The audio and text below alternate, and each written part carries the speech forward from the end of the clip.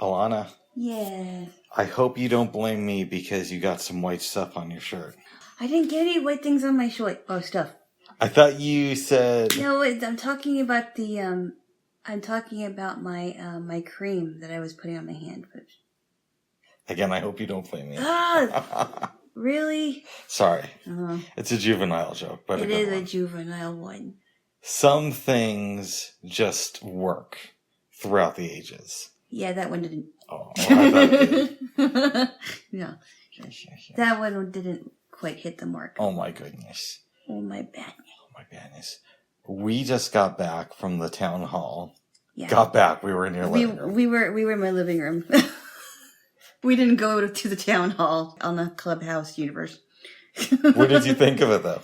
It was interesting. Somebody brought up the idea of having room sounds, which I thought initially thought it would be cool, but then you're like, I don't think that would work. That would be horrible because it would interrupt the flow of the conversation. And then Paul kind of said what I was thinking about that.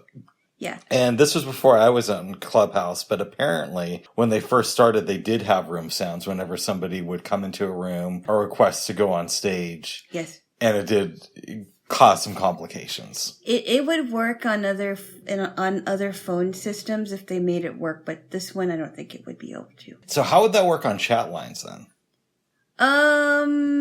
Usually when I've heard sounds, it would be if somebody was, like, for example, if I was calling a number for a conference, right? It would work if somebody was in the room and saying, oh, somebody's coming in. Or the one that I'm on does not have sound effects. The one I was on years ago, they had little sound effects, like if somebody wanted to talk to you one-on-one, or if somebody, you could actually have sound effects if you wanted to act like you're hitting somebody. Wow. Okay. Like if someone's trying to bash you and you're standing up to them and you could have all these sounds to make it sound like you're hitting them. That was kind of fun. But yeah, it works on other systems. I don't know about Clubhouse, so how well that would go over. Yeah, but there were definitely systems that I was on that did not have sound effects at all. How often do you go on the chat line now? It's not that much, right? No. And if I'm on there for just a few minutes and then I'm gone. Oh, good. And there are times where I'll message people on occasion, but I kind of keep it small talk. Good. I'm glad I don't have anything to worry about. No. I'm not going to find out about a secret life. I did go into your email yesterday, but you told me to. It was just my for something. Can we talk about what it was? I mean, you only saw the okay, so what happened is he had to take a picture of my laptop. And I suggested, before he did that, I said, could you please do that so I can send it to my mom from my email? Because if I used your email... Your mom would harass me with like Jesus stuff, and Alana isn't answering my phone for the last 10 minutes, and is she dead or alive? Questions. I think some Jesus stuff would do you good, though. I think not, but keep going, babes. I think you do. Oh. You just don't want to admit it. Anyway, going on. So, we were trying to figure out how to do it without, how he could do it without being invasive, and we did figure it out. It worked, and she was able to see the picture, so I was very happy about that. And I did not look at your emails. Thank goodness. Because you're like, no, don't look at those. Get out of here. No, I just think it's an invasion of privacy. I do too. Yeah, I don't want to look at anybody's emails. I think it's very creepy. Invasive. It is creepy. Yes. Yeah. It's very creepy. I'm glad we feel the same way about that, Jaylo. Oh, no. I think people should have their privacy. Now, if somebody, if you have a suspicion that somebody is cheating. Right. I think that should be handled by a private investigator. I don't know. If you really feel somebody's cheating, I don't know how I feel about that. But I think when you're in a relationship, the default should be this person deserves their privacy. Yeah. And it's not my place to look through their stuff. Yeah. And if I wanted to look through your stuff, I could be more creative than that. Yeah. I'm pretty creative, but I don't want to look through your stuff. No, I think people, well, okay. So here's, the question is to snoop or not to snoop. And I don't believe in snooping at all. I think it's very invasive. But if a woman suspects her man is cheating on her, right? Do you think she has the right to look through her stuff, or do you think somebody else should look through it? Well, either way, it's the same results. It is, yeah. So the person is going to be spied on, regardless if it's his woman or if it's not, but she's hiring the person. So it's because of her. I don't know how I feel about that. I think if you really feel somebody's cheating. Yeah. And I don't really know that there's much of a difference if you look through their stuff or a private investigator does. Yeah. It's all just semantics at some point. And I think that's an interesting discussion about when to cross that line. Right? Yeah. Because I do think if you feel somebody is cheating, you kind of have a right to look through their stuff a little bit. Yeah. Now, having said that, if it's one of those things to where you suspect it every couple of months and it's never true, then at some point, you're just a person who likes looking through other people's shit, and that's not cool. Or a person that's very, very insecure. Because I've heard stories about couples where the guy thought the girl was cheating, and they've been together for years, but it's not that she's cheating, is that he's very insecure and he doesn't want to lose her. Or vice versa. Or vice versa. A woman looks through a man's stuff. What has happened to me was somebody cheated on me, but was accusing me of doing the cheating. That happens a lot. Which could be, which was farther from the truth because he ended up being the one that was doing it because he didn't want to look at himself. And, yeah, I can't believe it. They do that, don't they? People do that. But I think that even if you don't look through somebody's stuff, there are so many signs you could look for. Yeah, that's true. So many signs. And I have no real desire to look through your stuff.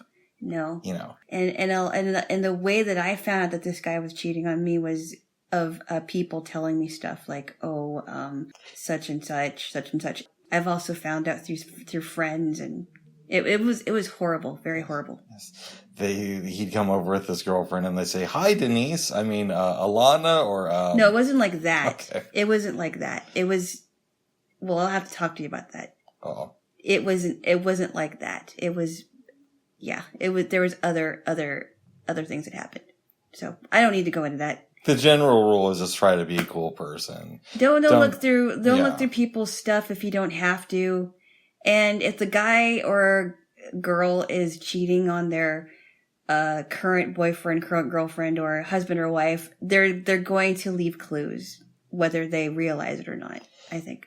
In some respects, I agree with you, but you also hear those stories about people who die and then it comes out that they had a second family. Yeah, wow. So I know. I think it's rare, but I think some people know how to get away with it.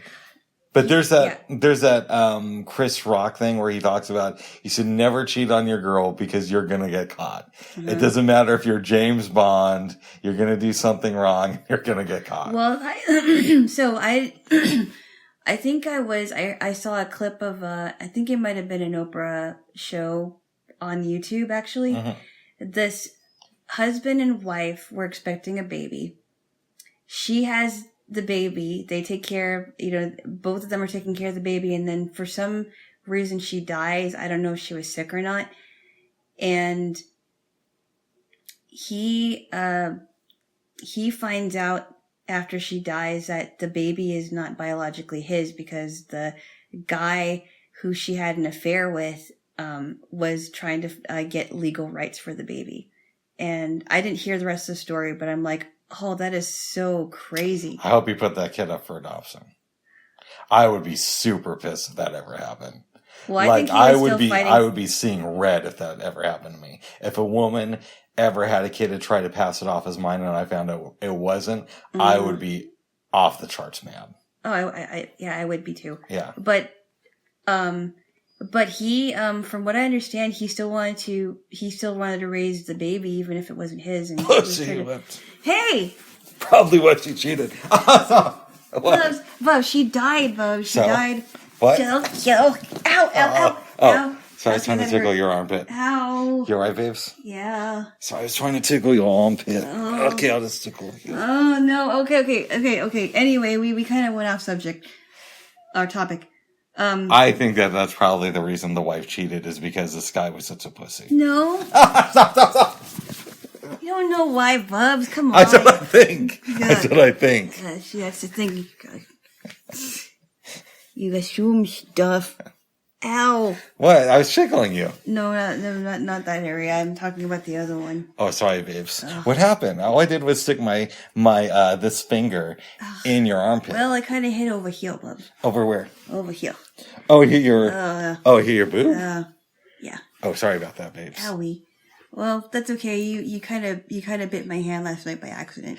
Oh yeah. So Alana was feeding me dinner.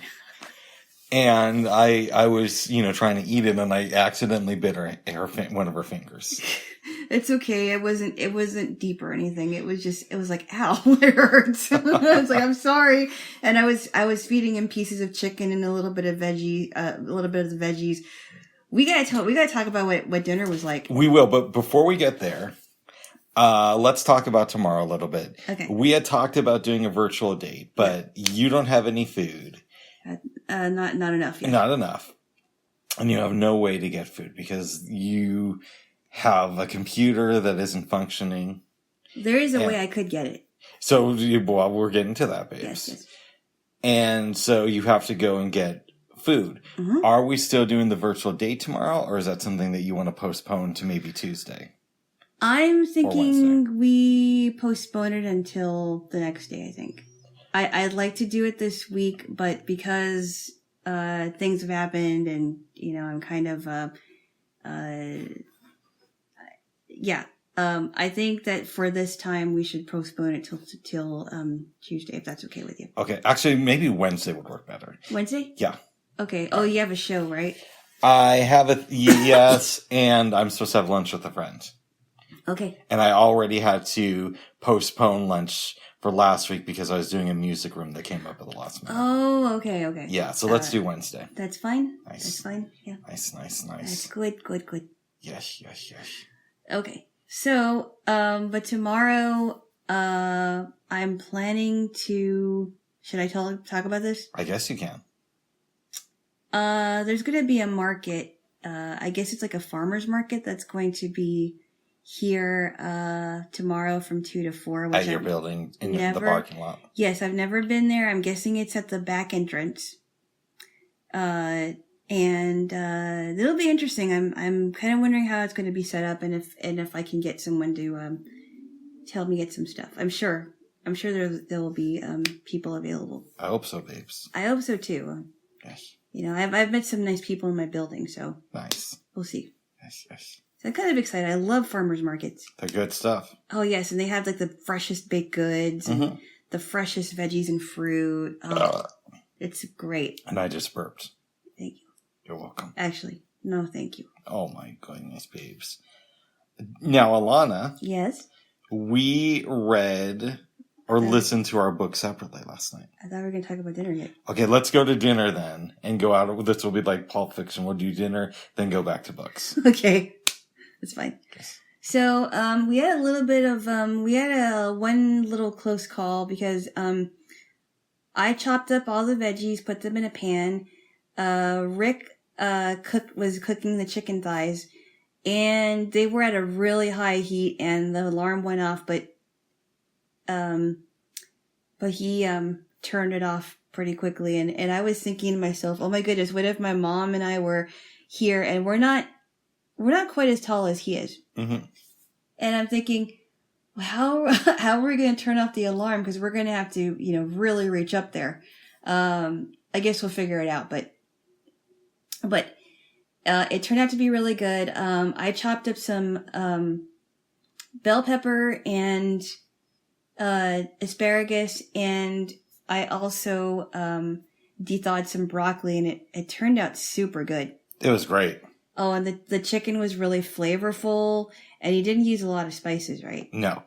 Did you use a little bit of soy sauce? No, I used some teriyaki sauce, crushed garlic, and a little bit of ground ginger. That's it. It was super good. Mm-hmm. And the chicken was moist. It wasn't dry. It was very flavorful. You had to chew a little bit of it, but it was really good. Yes. I was very, very impressed. Oh, I'm glad you liked it, babes. Yeah. And so that's what happened when I decided, I'm going to feed Rick some chicken and vegetables, and he accidentally bit my hand. Arr. It's okay though. It was an accident. Yes. And I didn't get any teeth marks. Well, good. Good. Yes. Okay. Now, before then, yes, we were both listening to our books on the bed, and I finished the William S. Paley book, and then I started a new one about this submarine that sank during the Civil War, and then the investigation to try to figure out why the crewmen didn't try to escape. Yes. Because when they found it, they were all at their stations, their working areas. So there was no sign that they tried to get out of there. And that's kind of where we're at right now. Okay. Now, did you finish the second Left Behind book? No, I told you I didn't. But you didn't say that here. Okay, no, I did not finish it. I am now I believe I'm on chapter 6, because some of these chapters are kind of long. We are at the point to where Cameron Williams, nicknamed Buck, he is a journalist, and he has been summoned to meet with the Secretary Attorney General, who is named Nikolai Carpathia, and he has been he wanted to meet with Buck in New York. But the weird thing is that he had a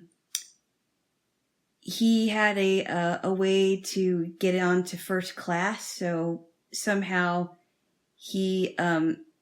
Carpathia knew where he lived. Carpathia knew that he had to have him come on to come to New York, and he got his tickets and a driver to drive him to his office. So he had some preferential treatment, which was kind of creepy to him, actually, because he knew who Carpathia really was, except nobody else did. So he gets to New York and sits at this cafe and talks to his friend, whose his name was Dr. Chaim Rosenzweig, which is kind of a cool name, actually. He is a doctor that came up with a formula to help Israel.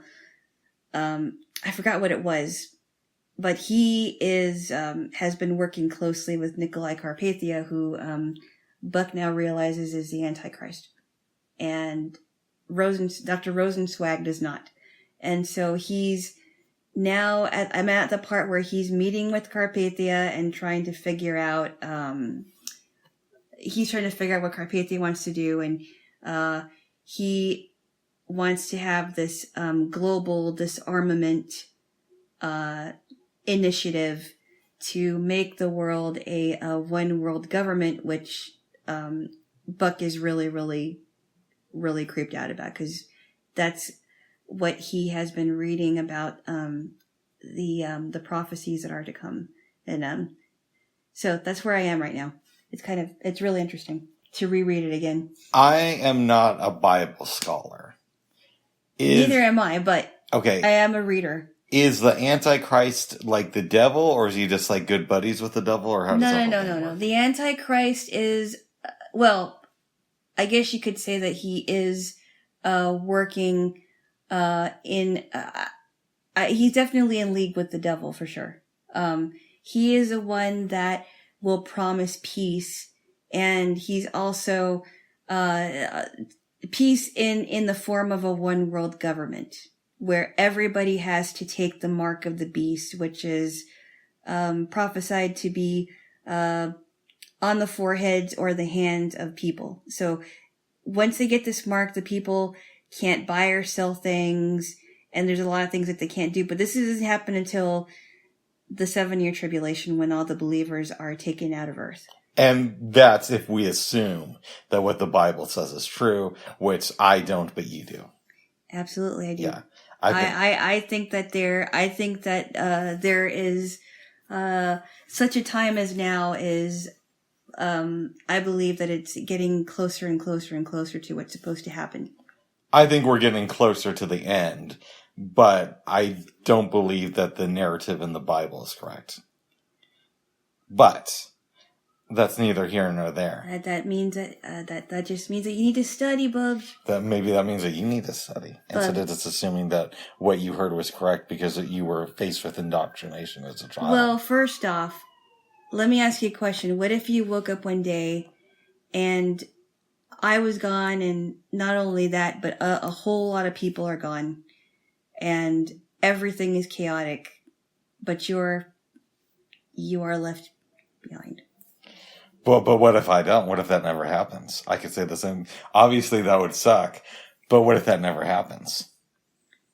But there's a lot more evidence to suggest that will happen. Give me a piece of evidence. Well, there's a lot of apostasies going on in churches. A lot of apostasies. There's a lot of misrepresentation of Christianity. There's a lot of persecution in other countries and here. We're there. I mean, we are Christians are going through a lot of persecution, not just in other countries, but here. Wait a second. One, I don't know what the word apostasies means. Okay. Have you heard of the word apostate? I've heard of it. Okay, so apostate has been referred to a lot of churches that are going away, are turning away from the gospel of Jesus Christ. That means that they are being deceived. There's also referring to apostate religions like the Jehovah's Witnesses. The Jehovah's Witness religion is an apostate religion. There's some other things that I won't get into that. Listen, but okay. I think we're going off track. Okay, here. So let's go to the Christians being oppressed thing. Are there some Christians who are oppressed? Yes, I'm sure. But you could say that about any other number of groups. I could say, well, but what about all the Muslims who are being oppressed around the world? Or you could say, or I could make the argument, what about all the atheists who are being oppressed around the world? I don't think you could just say that there's a war on Christianity. Oh, yes, there is. There's the Jews. I think that the Jewish people and Christians have been two of the most persecuted groups. Not the only ones, okay? Not the only ones, but they are two of the most persecuted groups. I don't know about that, okay? But give me a prediction in the Bible. Give me, evidence. Okay. Well, let's see. The dress rehearsal of the Mark of the Beast. And we have very different views on the vaccine. Yes. The vaccine is, I believe, being used as a dress rehearsal. This is not, this, of course, isn't the time of the Mark of the Beast, but I believe it is definitely a dress rehearsal because, as you've been hearing, as politicians have been saying, you have to have a vaccine to travel either out of state or out of the country. And they're trying to, and some of them are trying to get companies to agree to have vaccine passports. By the way, there's a lot of pushback on that, not just on the right, but also the left. Yes, there is pushback, but that doesn't necessarily mean that they're not going to try it. Okay. And I don't like the idea of vaccine passports. I think it's ridiculous. Let me ask you a question then. Since the vaccine was developed under the Trump administration and he has encouraged people to use it, could we say that if he's not the Antichrist, he's like the father of the Antichrist, the grandfather? Ah, it's your question, babes. It was a question. Fighting words, bub. Why not? Why not? Because according to end times prophecy, the Antichrist is not going to be revealed until the 7-year tribulation. So maybe he's like a... No, okay. No. You have to tickle me. But he helped with the vaccine. Okay, all right. Bubs. That's a separate issue. No. We're going off track here, Bubs. Okay. We're not talking about political figures that have gotten the vaccine available. Well, not only... All right. Gee, you tickle a lot. Bubs!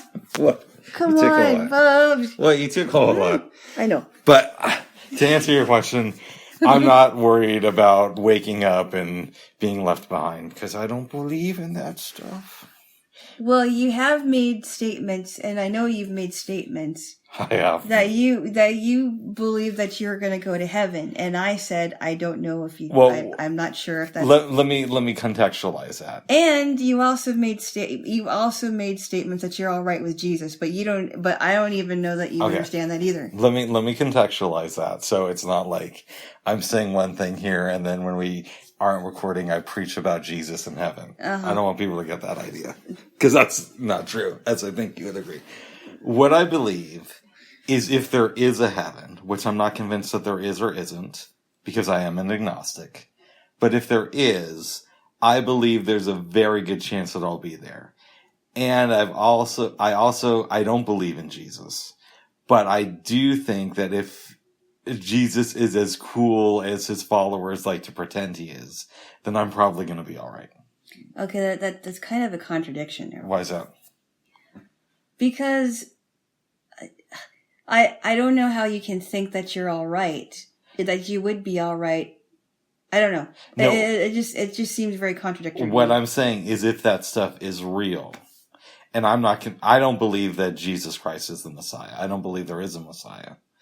And I'm up in the air about the idea. But you also don't know that your beliefs are even true either. But that's why they're called beliefs. And that's why I say I keep an open mind about things related to spirituality. I believe, if a gun to my head, I think that there's something after this.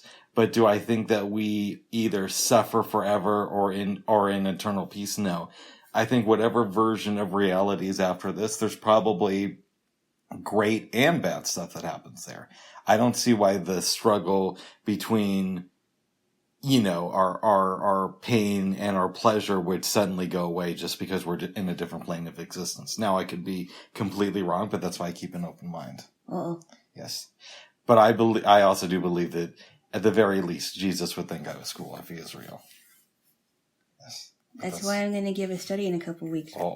And the study is why Jesus doesn't think Wiccas are cool. No, I never said that. What if, babes? Oh, no. I don't get left behind, and you do. And Jesus leaves a note saying, hey, it was between you and Rick, and the only reason I picked Rick is because I think it's going to be fun to hang out with at parties. That's not going to happen, Bubs. What if it does? Bubs, come on. Now you're just asking weird questions. But what if it does? Bubs. Come on. Really? It was really, he's like, Jaylo, it was really close. Bubs. But we're going to have a lot of fun. What? Come on, really? Yes. Oh. So, many, let me ask you this. Yes. How many people do you think are going to be in heaven? Do you think it's going to be like billions? I think it's going to be, now I know that there has been descriptions of heaven, but I think I don't know. I mean, heaven is a big, big place from what I've read about. So I can't tell you. I would imagine that there will be innumerable people, but there are also going to be people that are not there either. Oh. Hell will be opening up for those who send themselves there. So I couldn't tell you how big either one of them were. Why are you so convinced that the Bible is correct?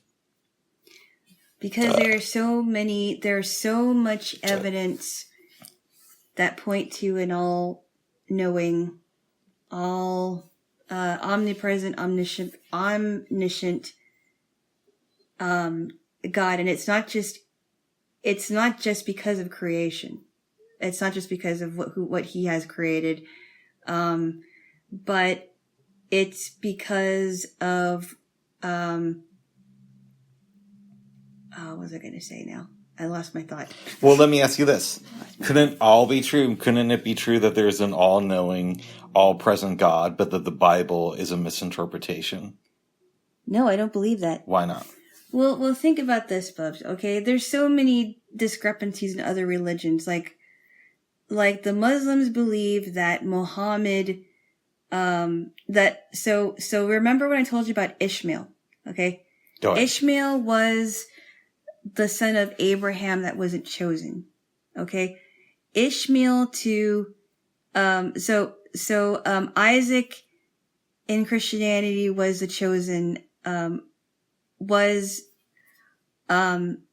Abraham's chosen son. Now, in Islam, Ishmael was the chosen one, who I guess to them is like Muhammad, pretty much. There's so many things about that. Also, did you know that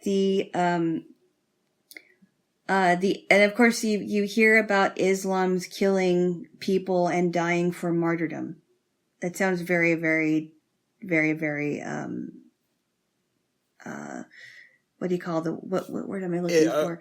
Let me say how I interpret what you say. On the surface, that sounds a little bit crazy to me, but I don't know how much of that is they blow up one part of the Quran and make it seem like it covers the whole thing, because I haven't really studied Islam enough. And Christianity is the only religion that talks about God sacrificing, Jesus sacrificing his life for the life of mankind. You don't hear about other religions where there is that kind of sacrifice. But just because they talk about it doesn't mean it's true. Well, see, that's the reason why I want to give you some things to think about. Oh, and it isn't. I mean, I think that if you really want to know how Jesus thinks and feels, you really have to study, and actually study with an open mind. Keep going. But I heard you talk, Bo. You said you'll pee. I must tickle you into submission. Oh my goodness. No. I find it interesting that you just said come to things with an open mind, but when I start to ask something, you immediately try to stop. No, but Buzz, you interrupted me. All right, go ahead. I'm just saying. Go ahead. No, that's why I have been giving you some. I've been putting these studies together because I want to give you some things to think about besides the things that you have been looking at. Okay, what about the contradictories in Christianity? What about the contradictions in Christianity? So you say that there's contradictions in the Muslim faith. And well, you have to give me some contradictions that you find. Well, let's start with one that a lot of the Gospels were taken out of the King James Bible, which is the one that I believe you read from. Yes. And so you're not reading all the Gospels. Yeah, but here's the thing, though, Bubs. There's a lot of scholars that have said that there are extra Gospels, but the problem with that is, in the Bible it says that those who take away or add to the Bible will have their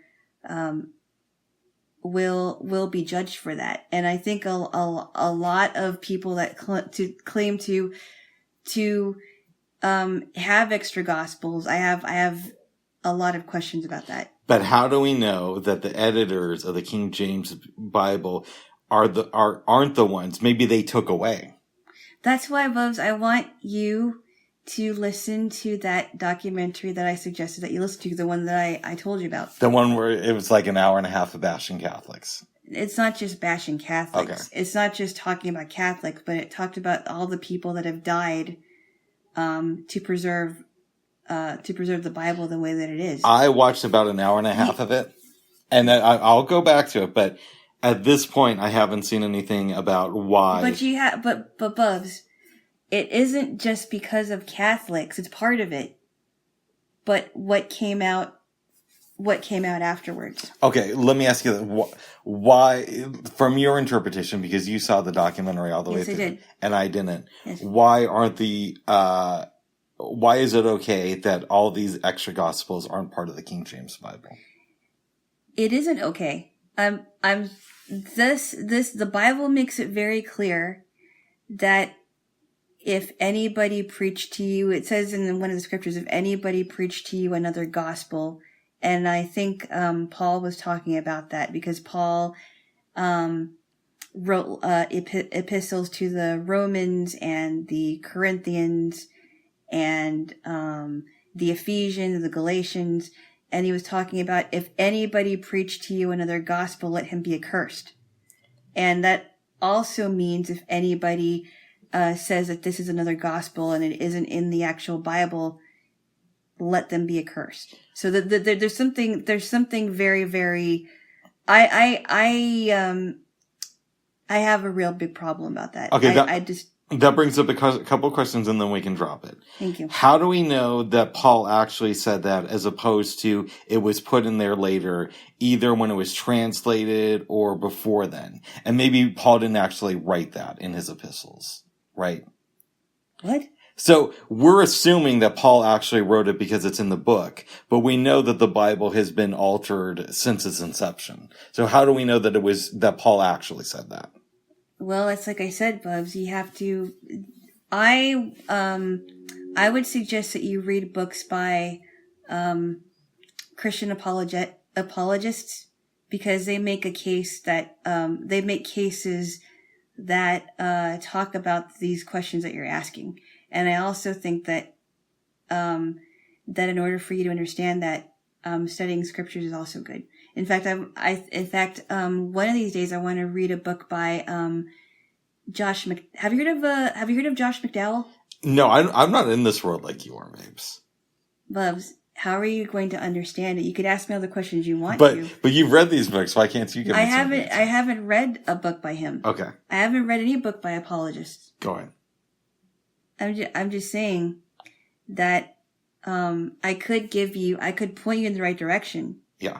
But in order for you to understand it, like you've told me before, right?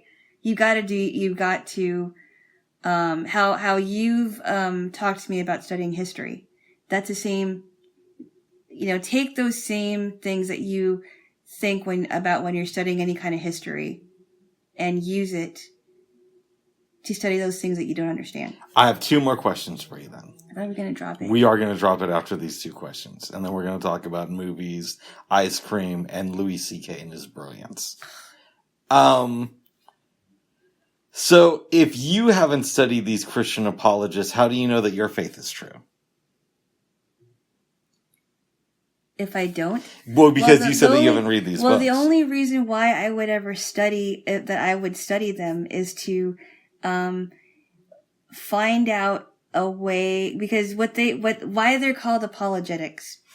Why they're called apologetics is not to apologize for the faith, but to have, to make cases for their faith. And unfortunately, there are Christians that can't do that. And I would like to find out more ways to be more effective. Right, but what I'm trying to ask. But I believe that the gospel of Jesus Christ is true because I believe that his word is truth.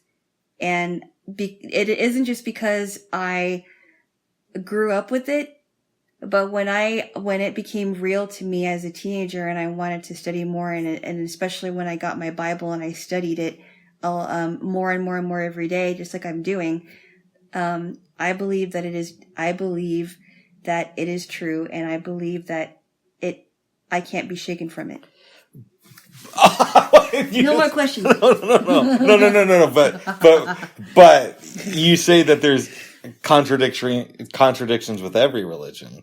And why don't you spend a little bit more time studying the contradictions with Christianity? And that would do 2 things, right? If I'm wrong, then you'll be able to argue more effectively against somebody like me. And if I'm right, that may open you to the true path of God.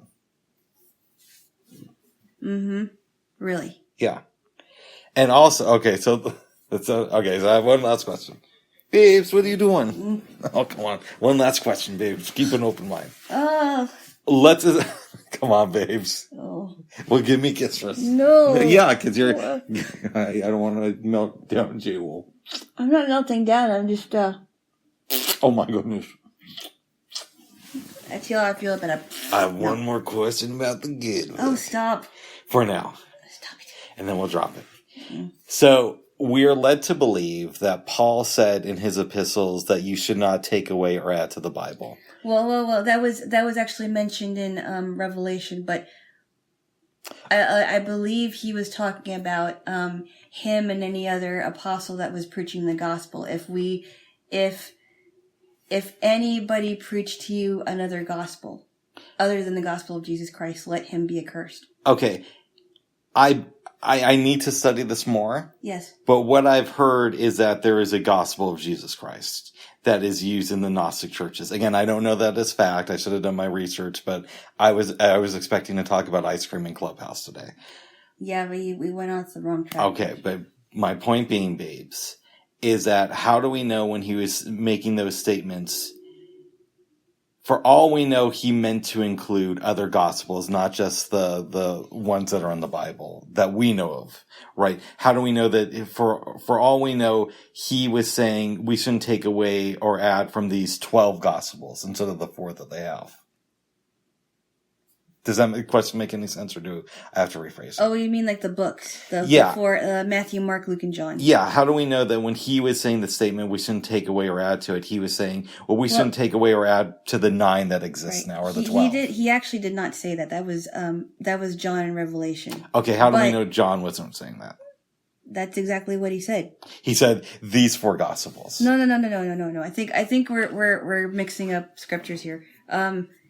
I believe it was Paul who said, if anybody preached to you another gospel, but this is in a different book. Okay. Let's focus on John then. John? Okay. Okay. So John is, actually, why don't I, do you want me to look that up really quick? Oh, no, I wasn't planning on going. No, I know, but if you want me to, give you an educated answer. Ah, okay. Let's see. It's at the end of the book, so it won't be that far to find here. Just really quick, Bubs. Don't laugh. All right. You know, you wanted an educated answer, so I'm going to give you one. Okay.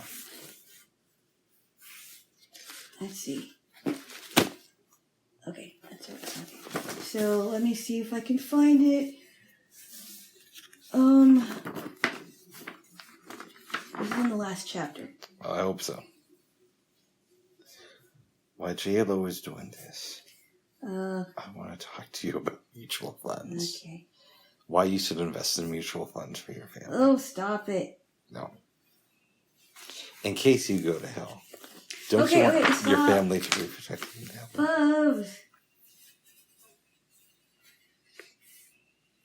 Okay. All right. Let me find. Okay, so let me read this chapter.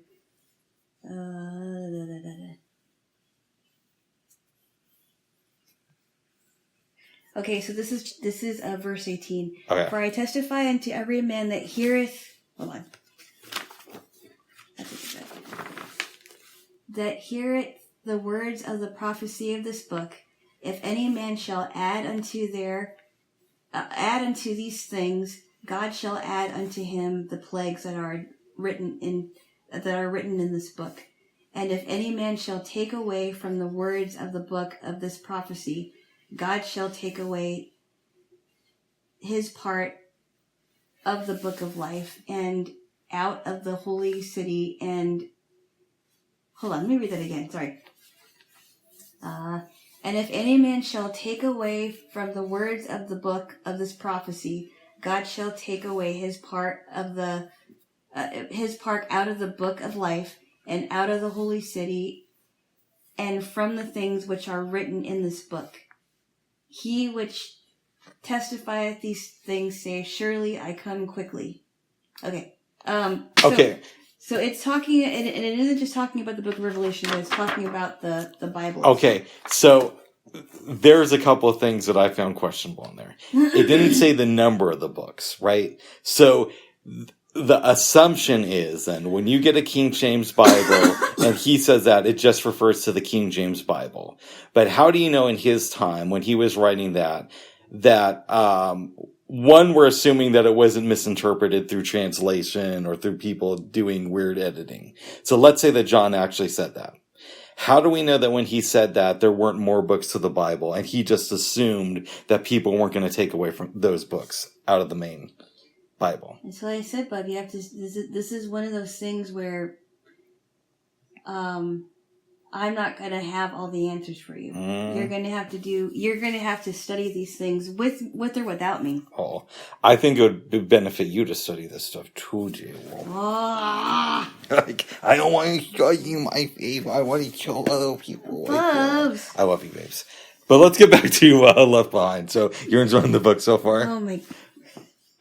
Seriously, I should whack you on the head with the pillow right now. No, babes, I love you. Yes, I'm enjoying the book. All right, let's kiss because I can see there's some tension and I don't know why. I should wing your neck for this. No, I'm kidding. No. I'm here to help you grow as a person. And maybe, babes, God sent me into your life to help you find the true way.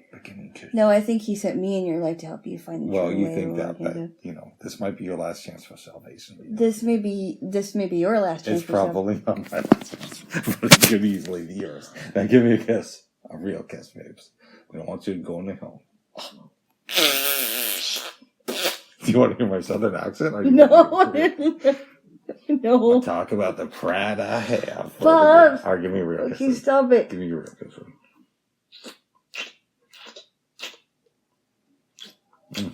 What am I going to do with you, Hammond? You're going to love me and listen to my my critiques. And waving. Yeah, because you could probably learn a lot, babes. I just want you to be saved, okay? Oh, Bubs, unfortunately, I think we need to have a lesson on the plan of salvation. What? The plan of salvation. Uh-oh. And that is something I think you are very much misguided about. I don't know, babes. But you probably are. But you're enjoying the book, though. I am. Nice. Nice. Okay. Well, good. Is there anything else you want to say about the book? No. No, because we're going to go on and on and on, and we'll never get to Ice Cream Clubhouse. All right. Back when I was in high school, I had a friend. Yes. This is the one who I went to see Robin Williams with. Oh, the one that could see, right? Yes, and we're no longer friends, but it's because of me. Like, if we're going to be honest. It was your fault. I was not the best friend at the time. No. So he's a great guy. It is really all my fault. Okay. Okay. But I'm honest. I'll tell you that stuff. Right. I'm not one of those people who claims that everybody in the world turned against me for no reason. I'm glad you're not. I'm glad that you are you're willing to take responsibility where you have to. Yeah. But anyways, he talked about the movie Grand Canyon and said that it's a really good movie. He didn't really tell me the premise. Wow. But I knew from talking with this person that Steve Martin, Kevin Kline, and Danny Glover were in it. Mm-hmm. So I assumed that it's probably like a romantic comedy or something of that nature. I saw that it was leaving HBO and suggested maybe we should watch the movie. Mm-hmm. And last night we did. Mm-hmm. And let's just say I've made better suggestions in the past before this. Yes, you have. I will say that, yes. You had made very good suggestions in the past. And this does not fall into that category. And we're going to tell you why it doesn't. All right, do you want me to give a brief recap? Yes, go ahead. And I have a lot of comments about it. Okay, it starts off, there is a basketball game in LA, and it's 1991. Kevin Kline is there with his friend Steve Martin. And Steve Martin's a movie producer. Kevin Kline is some sort of a lawyer. Okay? Oh, yeah, and they're friends. Basketball game ends. I think of basketball. Yes. Kevin Kline is driving home, but his car breaks down in, was it Inglewood, they say? Yes, it's Inglewood, because he couldn't be specific about where he was. These teenagers drive by him, stop the car, and get out. And there's like 5 of them. Yeah. And Kevin Kline has already called for a tow truck. Yes. They tell him he needs to get out of the car. Is one of them, well, okay, I'll ask you later. Okay. Very scared. And then the tow truck comes. And it's being driven by Danny Glover. Danny Glover. Who gets out and he rescues Kevin Kline from the situation. They go. Kevin calls his wife. I don't remember his character's name, do you? His character's name is Mac. Mac. And his wife is Claire. That's right. Yeah. That's why I'm not to sing Kevin all the time. That's why you got me around, bud. That's why I got you around, babes. Right. So Mac is talking to Danny Glover, character name? Simon. And they're just discussing life. It's really, and that's a great scene where they're just discussing. And Simon basically tells Mac, you should go to the Grand Canyon sometime and look at all these rocks, because it kind of makes you realize how meaningless your life is in the whole grand scheme of life. Okay. So Mac eventually gets home. He's safe. We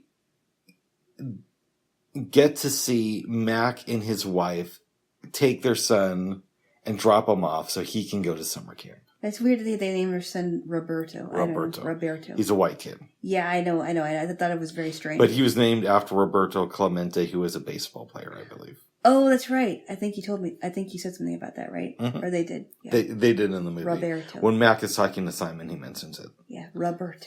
So, this movie's a little bit complicated. It's very strange. I'm going to skip over a bunch of stuff, but basically, Mac's living his life and enjoying it. His wife's name again? Claire. Is jogging one day, and she hears a crying baby. Takes the kid, cleans her up, and is just thinking about, well, maybe I should keep this baby. Mac comes home. He says, we got to take this kid to the cops. They do it. Yeah. And she says, I want to adopt this baby. You're not going to stop me. Not in those words, but she's pretty dead set on adopting the baby for whatever reason. Yeah. Steve Martin is barely in the movie, which is a shame. He's really good in it because, of course, he's Steve Martin. And I thought he was going to be I thought he was going to be some comic relief. And he was, but he's just not in it enough. Yeah. So he gets shot, and he's not doing great afterwards, but he survives, and we get the sense that if he doesn't make a full recovery, he's going to be all right in the end. Yeah. But he is a movie producer, and he's going out with some girl that He's dating this young lady who thinks that he wouldn't want to get married and have kids, and she's like freaking out because she's like, well, then I have to find somebody else, and I don't know who would want me, and blah blah blah blah. It was kind of a weird scene. Yeah.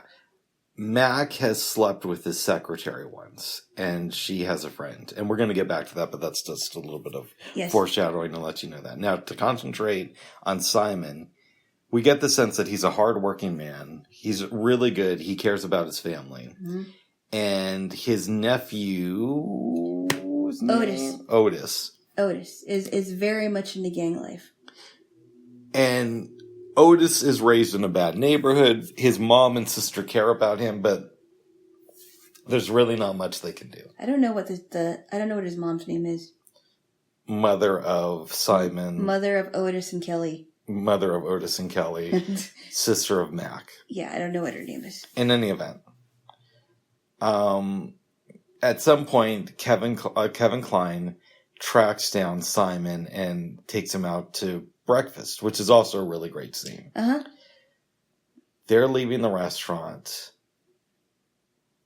Mac and Simon start talking about Simon's sister, and Mac says, hey, I know of this apartment in Canoga Park that's reasonably priced. I might be able to get you in there. Mm-hmm. Have a back and forth. And he makes his he's like, hey, isn't that where white people live? Yeah. Isn't there a lot of white people there? Like, yeah. There's one point where Simon doesn't want to accept Mac's help, and Mac thinks it's because he's white, and Simon's like, you're white? Doesn't even laugh.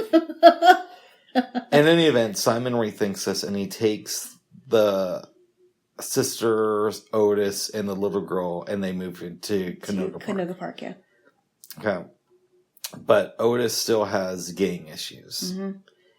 Eventually, this comes to a head, and we get the sense that he's going to be done with gang life. Mm. Okay? Yeah.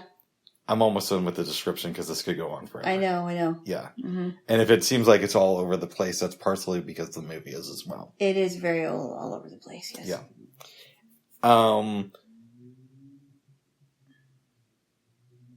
The son, Roberto, eventually comes back from summer camp. And that's a whole interesting thing. Yeah. Actually, let's talk about that more in the recap. Okay. Because I believe you have a lot of stuff to say about that. I do have a lot of stuff to say about it. Yes. Mac goes down to the lunch area in his office place, and he sees his secretary talking with this black woman, who I'm only mentioning she's black because of what happens next. Yeah. Mac goes up to them and says, hey, I think I could set you up with my friend. He says this to her black friend. Mm-hmm. And he's this black guy named Simon. I think you two would like each other. They go out on a date, and it comes out that Simon doesn't know. I mean, Mac doesn't know either of them too well. And Simon says, do you think he set us up because we're the only two black people? And they both start laughing. That's kind of a funny scene. But they have a really great date, and it looks like they're going to get together. Yep. So Mac and Simon have kind of become friends. Mm-hmm. And it looks like Mac is going to be adopting the kid. He's going to acquiesce to his wife. Acquiesce? I think he's going to submit. He's not submit, but he's going to maybe the word is join his wife in this effort. Yes, which I would not do, but that's a whole other story. Yeah. We don't have to go into what Rick would do right now. Mm-mm. I don't think that would be a good idea either. No. There's a scene near the end of the movie. Mac and Simon are playing basketball, and Simon says, I want to do something for you to pay you back for everything you've done for my family, and I think I know what to do. Last scene of the movie, Danny Glover drives both families to the Grand Canyon. They look out, and then we see the closing credits. That was a very strange movie. There were some good performances in this movie, and there's some interesting stuff. Yeah. For example, I think that Kevin Kline and Danny Glover are great together in this film. Mm. Like, this movie makes me want to see a buddy movie with the two of them. Yeah. Because they play off each other very well. Yeah, they do. Now, the problem with having great actors in movies with people who aren't up to their standards is you notice the bad acting when Kevin Kline and Danny Glover are in a scene. I know. Specifically when Kevin Kline is in the scene with the lady who played his wife, Claire. Because she's not good in this movie. No, she isn't. And I don't know how much of that is due to bad writing or bad acting. Because the character, in all fairness, I don't think is really written that well. She's written well in our opinion, we think that she's crazy. The character is. Yep. Nuts. Let's talk about when Roberto comes home from summer camp. Okay. The mom is upset because she didn't know. And she's finding this out from Amanda's parents, his girlfriend's parents. Yes. That he had a girlfriend and that Roberto is planning to go to San Diego to see Amanda during Thanksgiving. So she's complaining to him about, why didn't you write us this letter? Right. Blah, blah, blah, blah, blah. Mm-hmm. And then, by the way, I have something to tell you.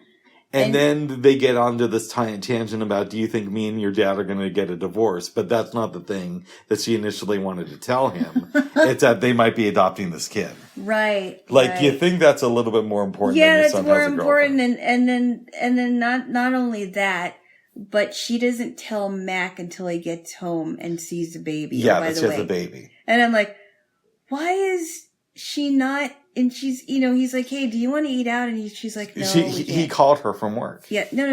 What I'm saying is. Yeah, no, I'm saying that's when he said, do you want to eat out? Yeah. When he called her from work and she's with the baby. Yes, and then she's like, no, we can't. And I'm like, why isn't she going to tell him?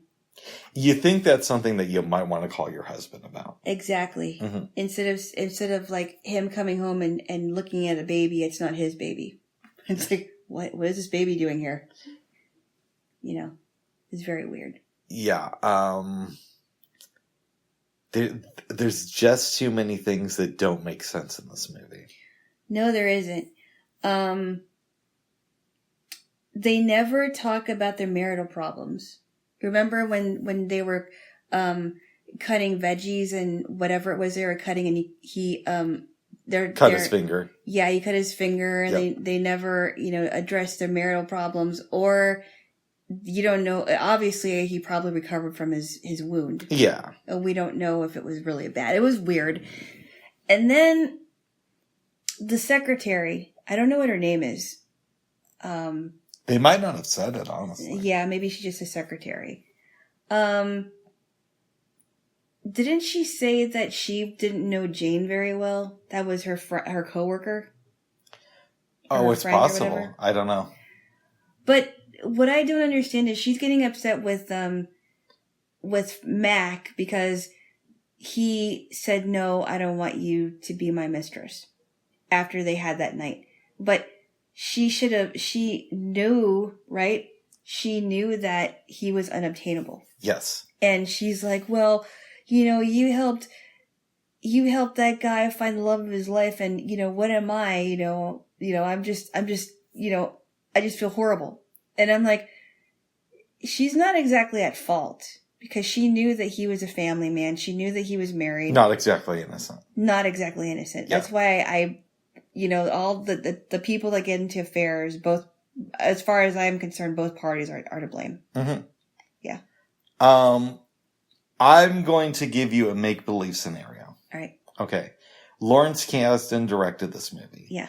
And let's say for some bizarre reason, the movie's already shot, so I can't change everything about the movie. Yeah. But he says, Rick, I want you to edit a few things out of this movie because the movie itself is like 2 hours and 15 minutes. Yeah, it should have been shorter. Than it needed to. It should have been so shorter. If I can't change anything that's already been shot, but I have to make this movie more coherent, some of the things that I would have edited out was most of the stuff with the secretary. Yeah. Except for the scene where she's eating lunch with her friend and Kevin Kline comes in and says, I need to set you up with my buddy. Yeah. I would have kept that one scene with the secretary and that's all. Yeah, I know. I also would have edited out the stuff with the dream sequences. Yeah, that was weird. And sorry. That's okay. You hit the recorder. I'm sorry. I also would have cut out the stuff with the earthquake. Yeah, that was... And him cutting its finger. Yeah, that was just... I don't understand why, of all the scenes, they had to put an earthquake in there. That's ridiculous. And it just so happens that his next-door neighbor has a heart attack. And dies. Mm-hmm. Not of the actual earthquake, mind you, but from its heart attack. No, exactly. But then she's trying to take care of her husband who's bleeding. Yes. It's very weird. It's a very weird scene. Mm-hmm. Yeah. Also... Go ahead. What about the scene where Mac is giving Roberto a driving lesson and he's trying to talk about the impending adoption of the baby? And Mac's like, I think we should focus on this whole thing. And he almost gets into an accident. I don't know. I think that should have been cut out. I'm up in the air about that. Why? Well, there is an argument to be made that scene helps him come to the realization that he needs to adopt this kid. Because you remember at the end of it, he says something like, well, looks like we're going to have a baby soon. Yeah. Or something to that effect. Yeah, we're going to, yeah. But you know what else I would have cut out, babes? What?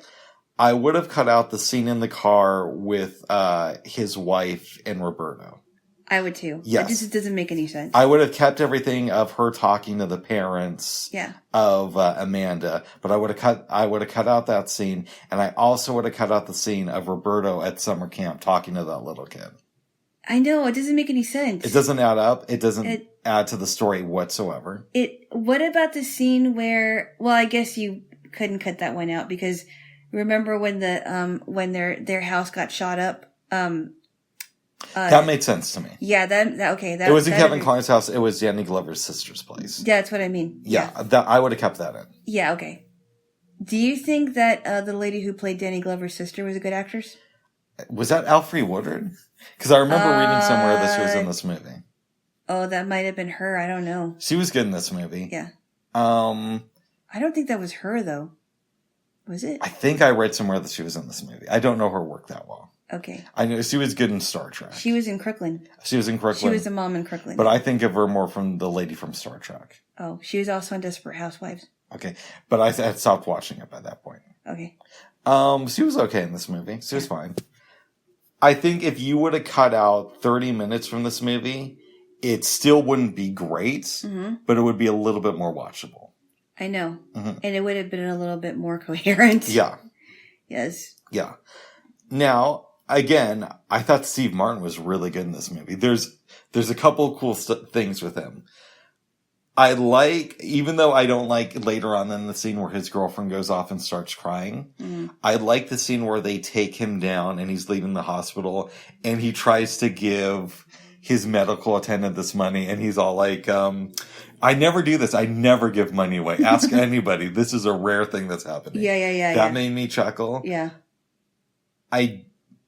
also like the scene where he's talking to Kevin Kline's wife about how, I made all these violent movies and I think that's making our society worse. So from here on out, I'm going to make uplifting movies. Yeah. And then they follow it up in the scene where him and Kevin Kline are together on the golf cart. And Kevin Kline says, well, Claire thinks it's great how you're changing your ways. And he's like, no, I'm not. I was just on drugs and I was thinking at the time. I'm gonna keep on doing that. I thought that was great.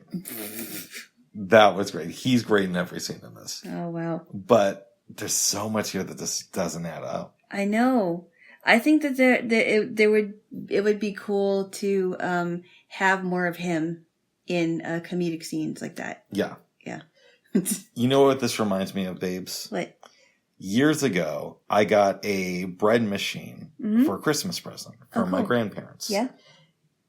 And I wanted it, right? Yeah. Even though now I make bread different ways. It's still kind of cool. Yeah.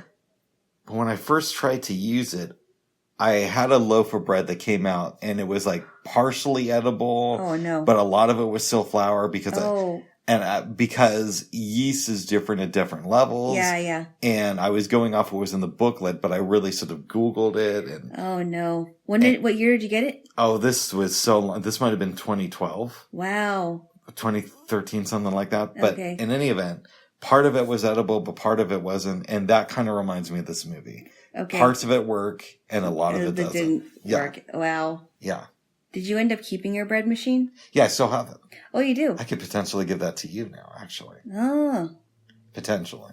Well, I think you should keep it if you really want to make, if you decide to make bread with that. You know what I should make this week, babes? What? I almost called you bread. I should make some rosemary bread. Oh, yeah. Yeah. Does it taste like garlic bread? Yeah, you use garlic in it, or at least I do when I make it. I might do that. You can make a garlic cheese sauce. Yeah. Or a garlic butter sauce. Yeah. Although I am trying to lose some weight, so. Okay, maybe not. Yes. Maybe just a little bit of cheese, but don't put too much butter on it. Yeah, we'll see what happens with that. But I do remember my aunt used to have a bread machine. Mm-hmm. And the bread always came out so good. Yeah. And I don't mind the crust on it, but it was so soft and didn't have any crust on it. It was so good.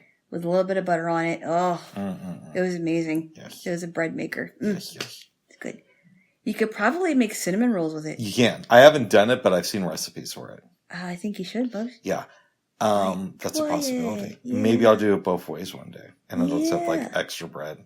Yeah. You know what might be fun to do, babes, next week? What's that? I'd have to do it the night before, but if I made bread like homemade like I do, like you've seen me done. Yeah. And I make it in the bread machine and I have you do a taste test to see which one is better. Oh, I would love it. That might be something. I'd love it, yeah. I don't know if we'll do that next week, but we might do that soon. Okay. Yeah. Anyway, so back to this movie. Yeah. I don't know if I could recommend some of the performances in it, but I can't recommend the movie. I give it, because there was some good things, I give it a mild thumbs down for me. It's not a strong thumbs down, but I can't recommend it. I would give it a mild thumbs down, and my score would be a 6.5. You're kinder than me. I'd give it probably a 5. Wow. Yeah. That's pretty low. Yeah. It's, let's do a little bit of character analysis. Yes. Or yes. Maybe even analysis of the time. Okay. The last scene with Steve Martin is when Kevin Kline is driving him around the studio lot in a golf cart. And Steve Martin says the thing about how, I was on drugs when I made that statement to I wasn't, yeah. I'm not going to stop making violent movies. Yeah. I just said it, yeah. And the reason I bring that up is it's kind of indicative of how our society has changed. Because back then, that character would have been considered liberal.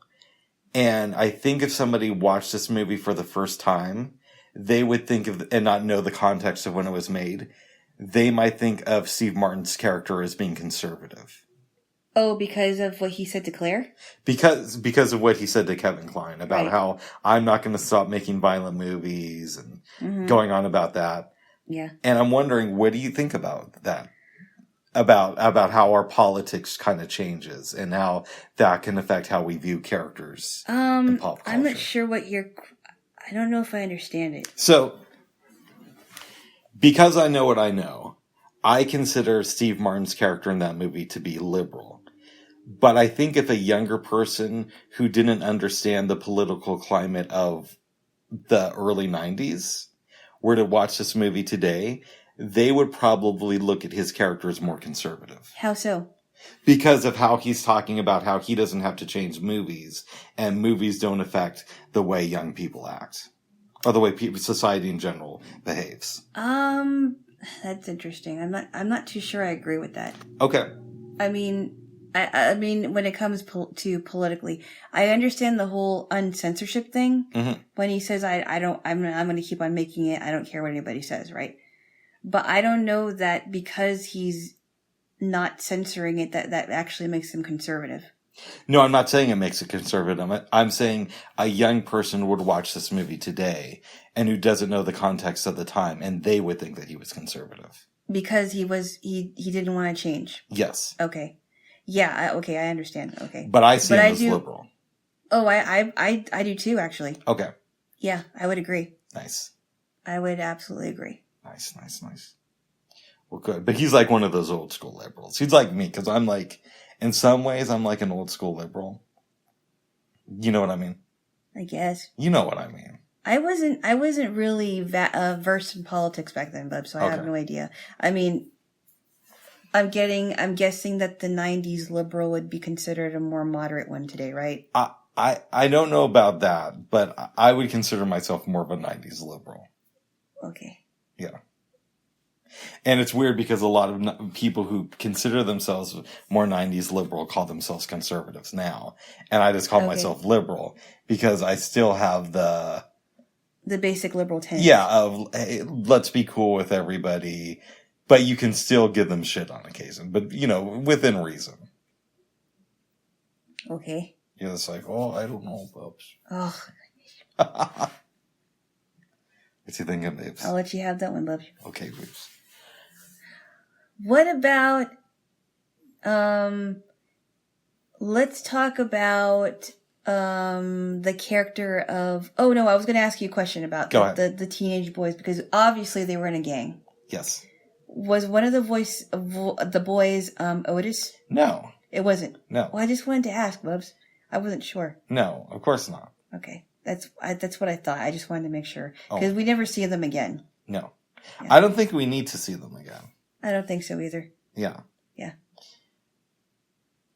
And a lesser filmmaker wouldn't have necessarily made one of the boys Otis, but he would have made them Otis's friends, who Danny Glover sees later in the movie. Mm-hmm. Yes. So thankfully, casting didn't go that route, even though he did do some stuff in this movie that feels very amateurish. No. Like, it's a very amateur move to make it where Kevin Kline is sleeping with his secretary. Because we've seen that so many times in movies. We did. But we don't really know much about her. We just know that, she's in her, she's a smoker. That kind of comes up in, the conversation with her and Jane. Mm-hmm.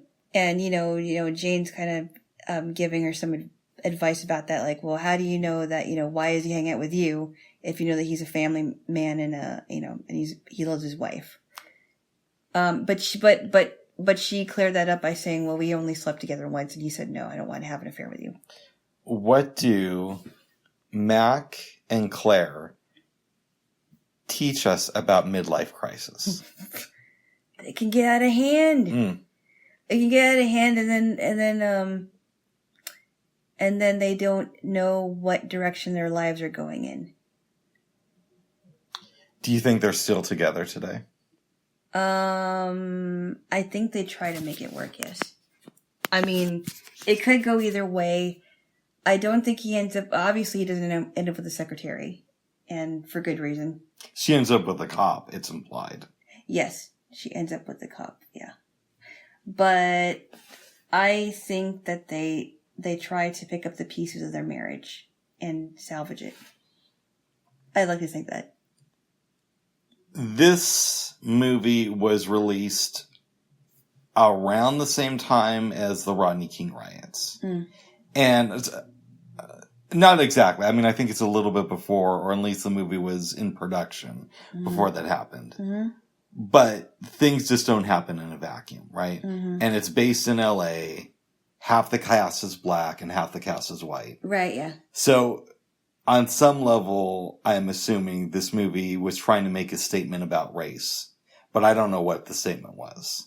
Okay. And maybe it's just because I have a thick head and can't read into things like I used to. But what do you think this movie is trying to teach us about race? I don't know. I think I'm in the same place you are, because remember when Otis has stopped? Running, yes. Yeah. And he, you know, I was wondering if they found out that he was a part of the gang activity, because he was in a gang. I was very confused about that. And then the mom was, you know, getting upset because of the, not just because of what happened to Otis, but that one guy was asking her to buy, life insurance. Right? Because the kids are dying off. That felt like a scene that should have been in a TV movie, especially with weird. the music that's playing behind it. Yeah. Yeah. That was a weird scene. I don't even know why that was in it. But then you've got Kevin Kline and Danny Glover, getting along despite of, racial differences. I don't know what it was. I really don't. It was very confusing to me. Would you say? It was. I was very confused. I don't know if, I don't get it. I honestly, I think that's the fault of the filmmaker, because I think had they done another draft of the script and hired a better editor, it probably would have made their message about race would have made more sense. Yeah. Right? Right. And I got the sense, and I could be completely wrong, that it was all white people who worked behind the scenes on this movie, as far as the creative aspect of editing, writing, and producing. And again, who knows if that's correct? That's just how I felt while watching it. Yeah, I was very confused, yeah. Yeah. You could make the argument, let's take Danny Glover and Kevin Kline. Danny Glover and Kevin Kline both care about their families in this movie. Yes. It seems to me like Danny Glover is a much harder worker. Yes. Like, Kevin Kline goes to the office and he does this thing, but we don't get the sense that he's super stressed out by his job. No. Which, why would he be? He's having sex with the secretary. Well, the one time, yeah. The one time. And he gets to see her every day. Danny Glover doesn't have the secretary to have sex with. No. And no. Kevin Kline still has problems, but he's not dealing with the type of issues that Danny Glover is dealing with in his family. I don't know. So maybe it's saying you have to deal with more issues if you're black. With your family. Know. I don't know. I don't know that it's saying that at all. I was very confused about the whole thing. Then, and then when Danny Glover was saying that, you know, compared to those rocks, you feel very small. Yeah. I wish that there would have been more of an example of that. I thought that was great, though. I don't know. The way that happened. You think so? Yeah. But then I totally buy into their friendship in this movie because they're so strong actors. Yeah, I do too. In fact, I believe that these characters could still be friends today. Do you believe that they're still friends? It's possible, yeah. It is possible. Do you believe that Mac is a good father or father figure to the little girl? I don't know. It seems to me like maybe there might be some distance between him and Roberto. You know what I mean? Okay. I don't know. I don't know how I feel about that. Maybe he's glad that he's starting again with the little girl. That maybe he would do some things differently. I'm not sure, to be honest. Yes. I'm not sure how I feel about the relationship between Mac and Roberto and Claire and Roberto. It sounds like Claire is kind of... She's weird. She's a psycho. She is. It sounds like she's not really paying attention to what's going on in his life. Yeah, she's definitely very nutty. Mac, I'm not too sure. I think Mac wants to. Mac, I think, is just a guy going through a midlife crisis. Yeah. He makes mistakes, but he's trying to do the best that he can. Yeah, I think he's trying to have a good relationship with his son. Yeah. And the little girl, now that the little girl is kind of in their lives. And because of the nutty wife. Because of the nutty wife. Yeah, she was just nutso. She really was. And especially when she's like, the baby doesn't have its mother and she needs another one. And I'm thinking, is that supposed to be her? Right. The lady whose marriage is falling apart. Yeah. Right. Who thinks so much of this baby that she's going to wait to tell her son that they're thinking about adopting a kid. And wait to tell her husband, wait till her husband gets home. Yeah. To say the same thing. Yeah. Yeah, it's a little bit strange. It is. Yeah. Is there anything else you want to say about this movie? No. Oh my goodness. No. Yeah. That was a very odd movie. It was. It really was. Yeah. And odd is sometimes good, but not in this case. No. No. It's odd, but it's odd all the way. Mm-hmm. And it doesn't make any sense. It's different if it's weird for a while, but the pieces come together. And the pieces did not come together in this movie. They kind of did, but it wasn't in a very satisfying way. No, I don't think that they solved all their problems by going to the Grand Canyon. No. I'm like, okay, yeah, what's going to happen afterwards? You don't know. I don't know. It could have been better. It could have been a lot better. Yes. Way, way better. Yes. Yeah. Waste of some great talent. Yes. Yes. Absolutely. Yes, yes, yes. Mm-hmm. So between the first and second film, you and I took a little bit of a break, ate some carrot cake. And some more Fudge Tracks ice cream, which I thank you again for letting me have the rest of it. Absolutely, babe. There's enough left for a small bowl. Yes, I think I might have some today. I was feeling very full, and I said, hey, we have a few minutes. Why don't I show you this Louis C.K. thing called She showed me some Louis C.K. stuff. And I had to really push you because you were like, no, I'm going to go and do the dishes now. Bob's Ride's playing. Don't get close to me. I don't I said, Bubs, go over there. I'm trying to do the dishes. I could hear it. You could hear it. I could. Okay. But I'm just not really a Louis C.K. person. I think he everybody knows his issues, but I still think the guy is super funny and talented. And then you showed me something from Russell Peters. Actually, it was pretty funny. Where it's like, I think it's called something like, you should beat your kids. Right. And then, wow, white kid, I've heard so much about you. It's like, Russell, it's like, I'm going to phone Children's Aid. Like, oh, is that right? Oh, that's right. Here's the phone, tough guy. It's wait a minute. What do you get? It's like, you're going to get in trouble. It's like, I'm going to get into a little bit of trouble, but they have but I know that they have 23 minutes to get here. And that time, somebody's going to get hurt real bad. Somebody's going to get hurt really bad. And he's talking about I think you know. I think you know. It's like, he's like, that's the thing about my dad. He would always say somebody. You'd have a little bit of hope. A little bit of hope is like, somebody. And then he's like, he goes over to his friend Ryan's house, sees how he treats his mom, comes home. The dad says, Russell, do the dishes. He's like, fuck you. That made me laugh. Of course it did. Oh, of course. And you laughed too, babes. Well, I laughed at the other part, yeah. Oh, I'm sure. And then I showed you a couple of Angela Johnson clips. I had never heard of this lady. Yeah. I would admit she was funny. Yeah. I was a little taken aback, as you know, at the end of one of her routines or pieces. She said, thank you, everybody. Jesus is real.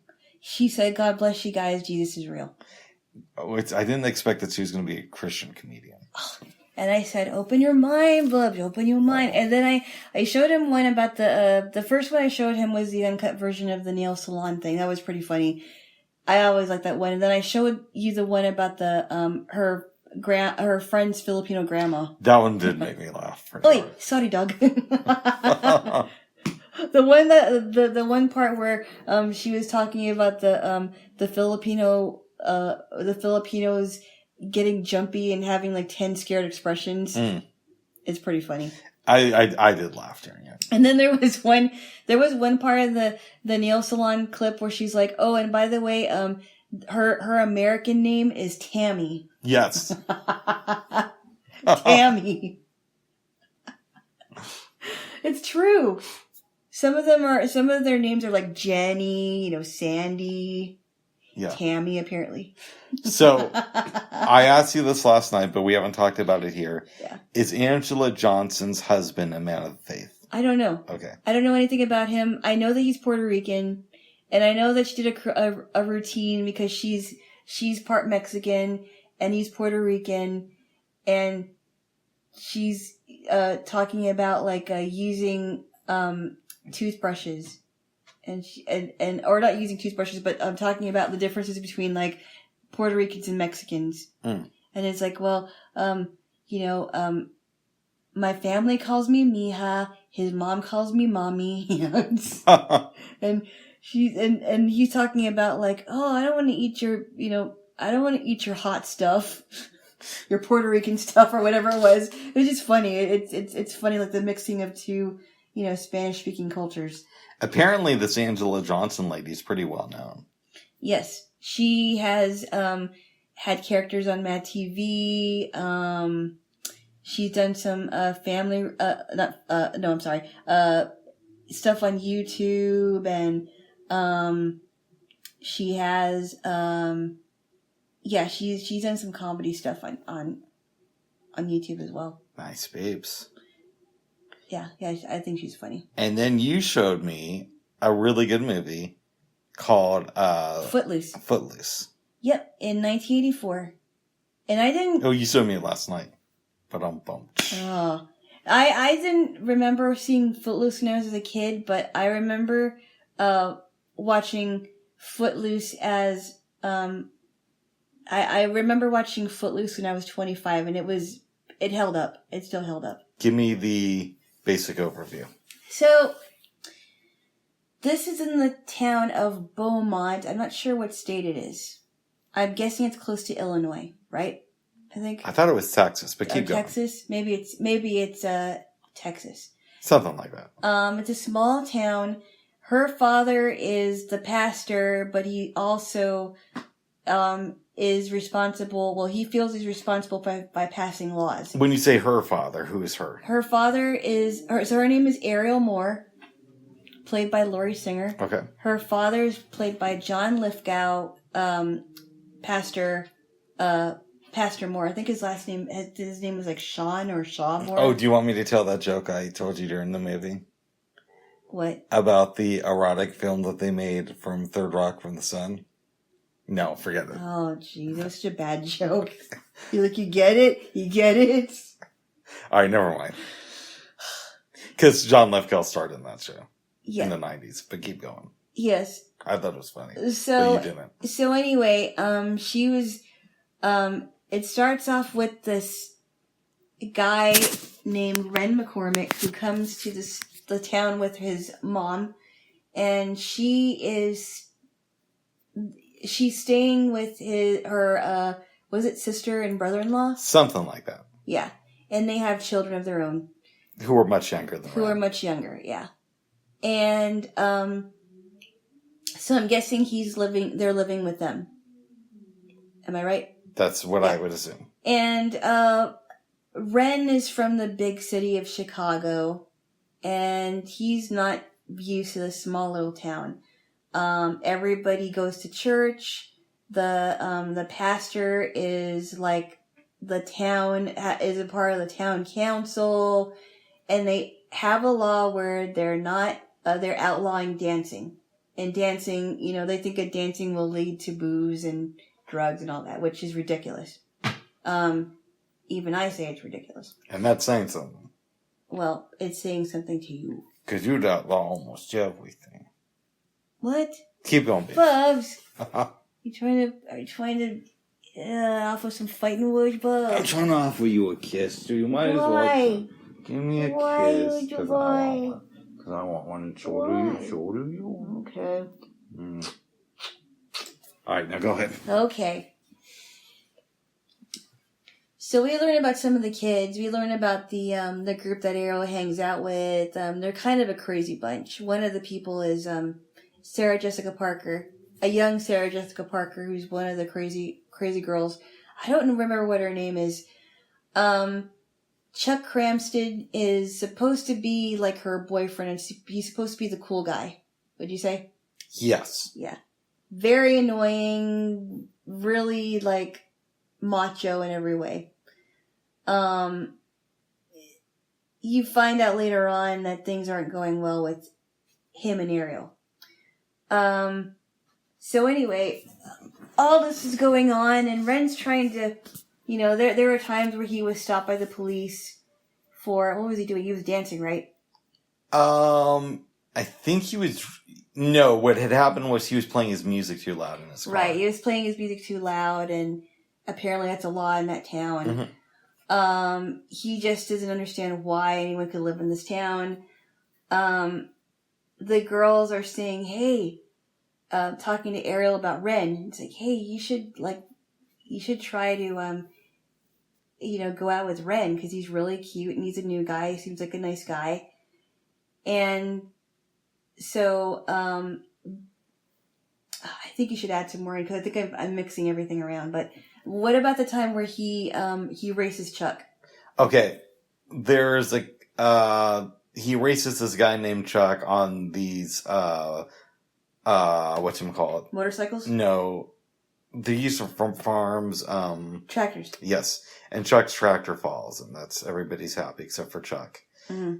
And life goes on. Your girl is being more and more rebellious and having what? Yeah. I'm sorry. Go Did ahead. you want me to? Yes. And having conflicts with her dad. He's not happy with how the town is going. At one point, the teenagers go to a bar across state lines. They have a fun time. They're driving home. And Mario explains that the oppression really started about 5 years ago when there was a car crash on the bridge that they're driving over. Bunch of kids died, including her older brother. And that's when John Lithgow decided that he had to make it his mission to clean up the town. Yeah, he just went crazy. Yeah. There's more and more conflict between Mariel and her dad. Ariel. What? Ariel. Not Mariel. Did I say Mariel? Yes, you did. Well, there's no wedding in this movie. Not Muriel's wedding, but right. Mariel. And Tim Sims. Tim Sims? Yes. That's such a fun movie. That's great. Yeah. But back to this one. Okay. Ariel and her dad keep having fights, and eventually he decides that he's going to bitch slap her. She runs away crying, and he tells his wife, I've never done that before, and, felt really good. No, so I think he felt really bad about it. He felt really bad, I'm sorry. Not good. Yes. Life keeps going on. Kids are being more rebellious. Ren decides that he wants to put a dance together. Exactly. One day, Ariel goes into the church as John Lithgow is practicing his next sermon. They get into the argument. She tells him that she's no longer a virgin, and they're getting really, really heated. Yeah. But the argument is interrupted because the library is having a good old-fashioned book burning. Oh, jeez, Bubs. Honestly, sorry, I don't know. Southern action is really annoying. Sorry, I didn't know. Okay. In Lithgow's defense, he stops it and says, hey, this is wrong. Yeah. We shouldn't be doing this type of thing. Right. Even he thought it was wrong. Yes. Kevin Bacon wants to get support for this dance. At the same point, he's having a lot of issues at home. People are throwing rocks through the windows of the house they're staying in. Everybody in his family isn't happy. His mom lost her job because of him. Yep. He ends up going to the town meeting and basically advocating for this dance and giving all these scriptures about how dancing is a good thing. And he's right about that. Yes. Yes. At some point, John Lithgow and him have a discussion, and John Lithgow agrees to endorse the dance. Kevin Kline takes out Ariel. They go.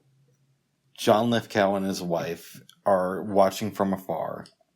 and then Kevin Kline gets into a fight with your buddy. Did you say Kevin Kline? Kevin Bacon. Kevin Bacon. I did say Kevin Kline a couple of times. No. And I was like, what? No, Kevin Bacon gets into... You should never watch two movies starring a man named Kevin in the same night, unless they're the same person. Because apparently they actually hate each other in real life. Do they really? No, I've never heard that. I'm just making stuff up. Because Kevin Kline was under the impression there's only room for one Kevin in Hollywood, and it's going to be me. No, I'm sure that's not true. Then you have to look at Kevin Costner too as well. Oh, that's a good point. Okay. All right. Anyway, Kevin Bacon and his friends get into a fight. They go back into the hall. They dance, and that's basically the end of the movie. And they end up dancing. Yeah. And you know, as bruised as they were, or whatever. Mm-hmm. It's not the best movie ever made, and the music is very 80s, but it was enjoyable. I'd give it a strong 7. And I would too. Yeah. Strong 7. Mm-hmm. I do think that it does make you think about what is too much censorship and what isn't too much censorship. And I've met people that actually think that dancing is horrible, and I don't agree with it at all. I am very anti-censorship with just a couple of exceptions. Unless you're advocating for killing somebody or giving out personal information like, you know, social security numbers or home addresses. No, you can't do that. You can't do that.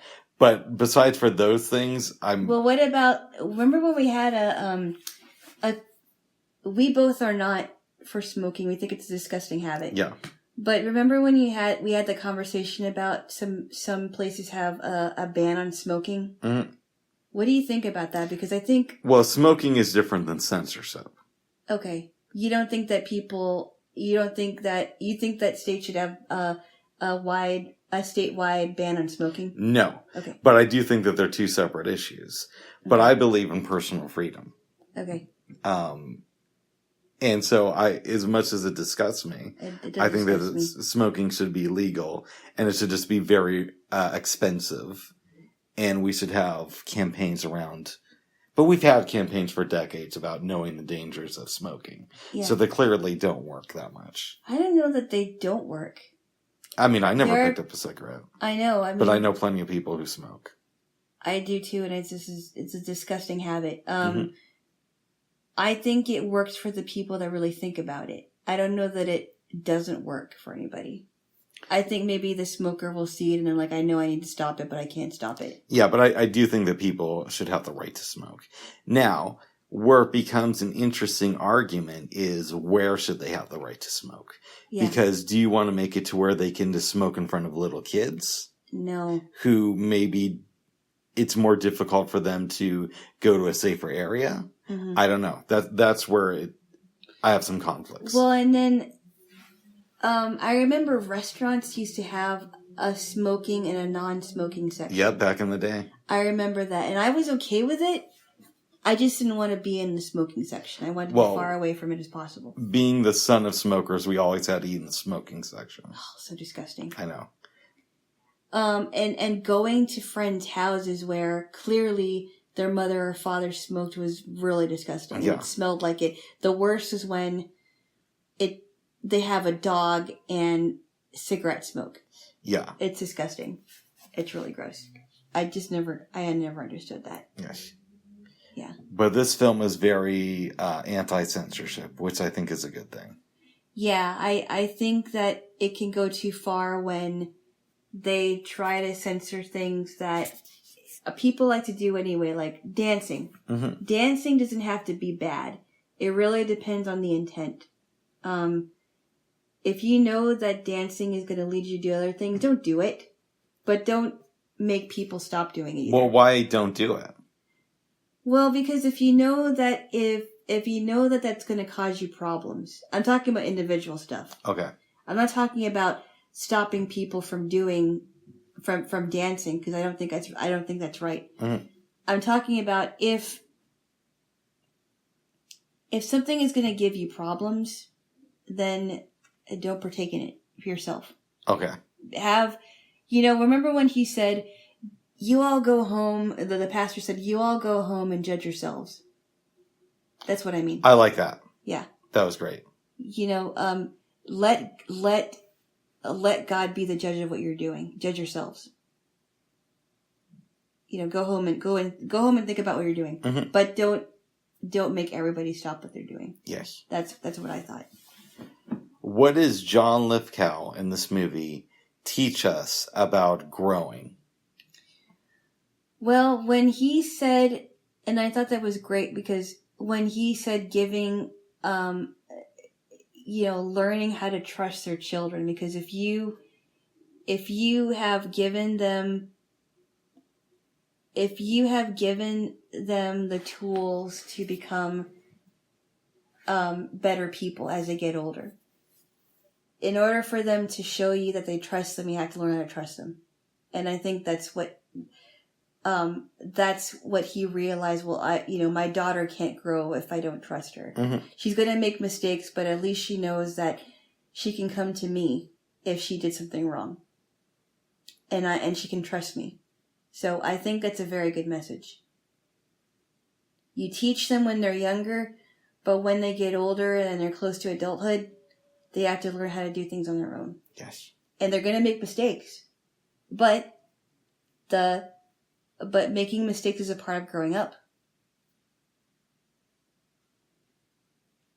Yes. I don't believe in spanking kids.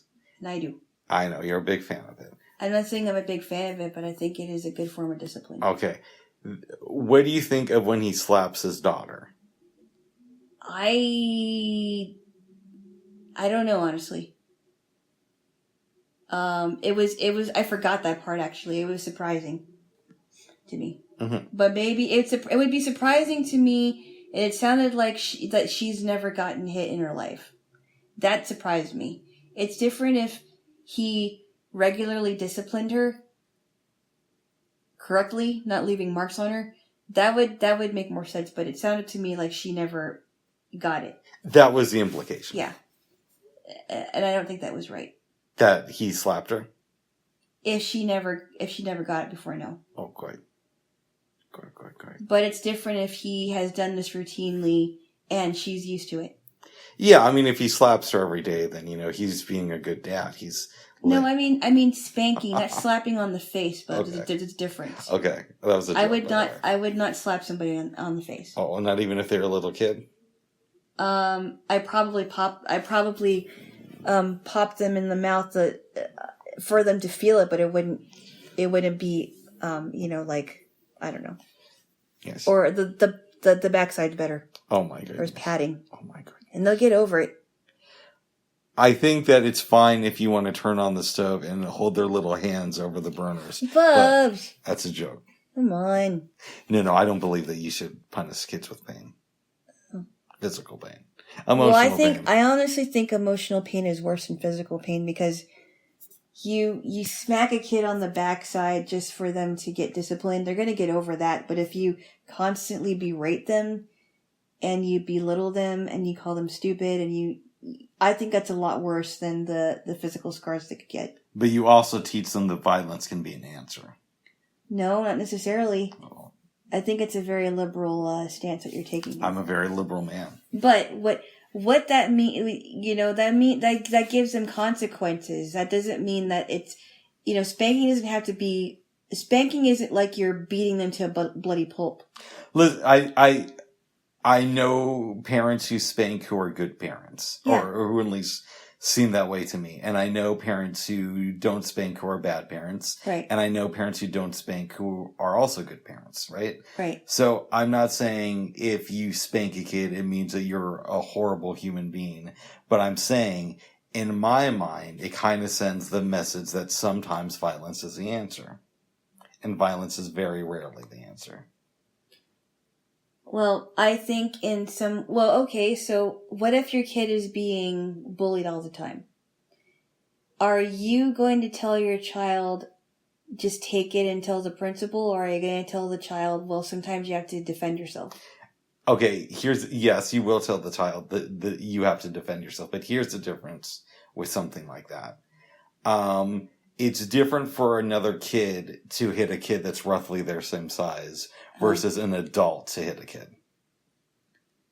And the adult who you're taught is the authority. But I think people get confused with spanking and beating, because beating, you can quote unquote beat someone without actually hurting them, without leaving any marks. When a person leaves a mark, then there's a problem there. Oh. You can spank someone on the backside, and it hurts for a little bit, but it doesn't leave any marks. Yeah. And I think there's a difference between spanking them and actually beating them until they're almost dead. I agree, but I still don't think spanking's right, in my opinion. Would you like to? Would you like to be an example of that? I turn around. Well, spanking is a little bit different. I'm just kidding. That's kind of fun. Do that afterwards. Okay. Oh my goodness. But you're always bad. What? No, nothing. Never mind. I'm not. By the way, I don't condone sadomasochism. I think that's really disgusting. I don't think it's really disgusting, but I don't condone. I don't. Or condemn it. I don't condone the whole bondage thing or sadomasochism or anything. I think whatever people's into, live and let live. Oh my goodness. Just deal with consenting adults. But if you're doing that, then you're good. You're okay, probably. Oh goodness. Is there anything else you want to say about this movie?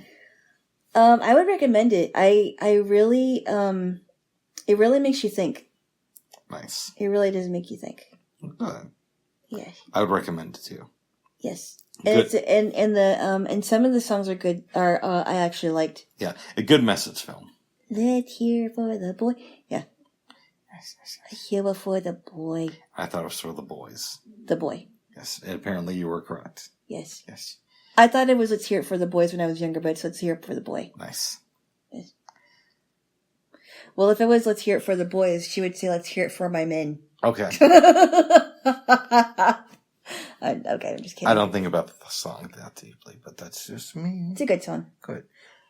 Alana. Yes. What self-love exercises do you plan on doing this week, if any? I don't know. Okay. Yeah, you keep asking me that question, and I always tell you I'm not really a self-love person. I mean, I'm not into the whole self-love Well, thing. part of it is just it's to spark the idea of, well, what can I do for myself? Well, let me rephrase the question then. All right. What intentions do you have this week that you want to put out there into the universe? That sounded really hippie. But you get the point. You get the point. The biggest thing is to make sure that my internet, or that I'm able to get on the internet. That's the most important thing.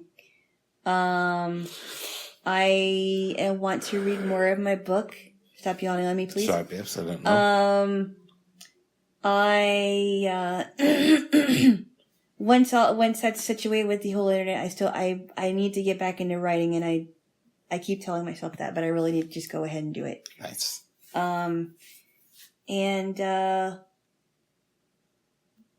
Yeah, that's about it. Those are the three important things I want to get done. Very good. Yes. What about you? Want to go to lunch with my friends. I know this potion, right? Yes. Okay. Let me guess. Are you going to get Mexican? It hasn't been confirmed, but more than likely, yes. Okay. Launch the cooking show. Very good. Which I'm very excited about. Yes. And have a virtual date with you on Wednesday. Yay. Yes. But it's not going to be for 9 hours, Bubs. No, it'll be for 10 hours. No. So it won't be for 9 hours. No. When I say it's done, I'm going to be like, no. If you want to be on here, you can, but oh my goodness. I'm going to do other stuff. Oh, babes, we didn't talk about what happened this morning when we watched part 4 of the Civil War. Oh, yes. We got to talk about that really quick. We don't have to go into detail, but it was a really, really interesting... It wasn't a long one this time. It was close to an hour. Yeah. But it was very bloody. They also talked about the food that they would eat, and it sounded really horrible. It did. Sometimes they would eat worms. Sometimes they would eat these biscuits called hardtack. Pickled beef, which sounds really disgusting. Ugh.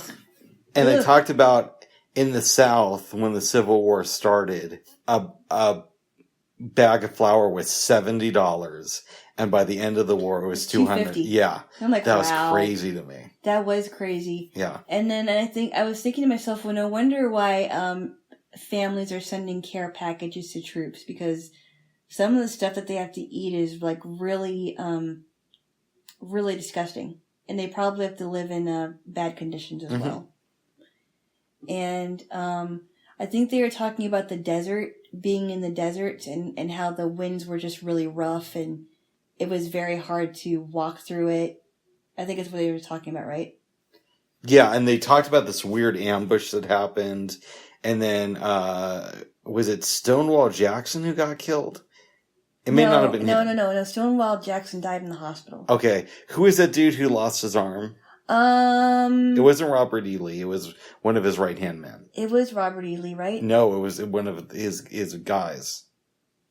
Oh, no, wait. Stonewall Jackson did lose his arm, but pneumonia killed him. Right, but exactly. That's what I was talking about in the documentary. Yeah, I think that was him. Oh my goodness, babes. I'm sorry. That's okay. I'm sorry. That's okay. It was a good documentary. And then talking about like the Irish Brigade, like the Irish from the South were the ones who killed the Irish Brigade. Mm-hmm. Yeah, I thought, oh wow, that's interesting. What do you think a civil war would look like in this country today? Obviously, it wouldn't be over slavery. No. It would probably be over something, ridiculous. Identity politics. I don't know what it would be over. It would be a lot more woke. Oh my goodness. I don't think so. I don't know.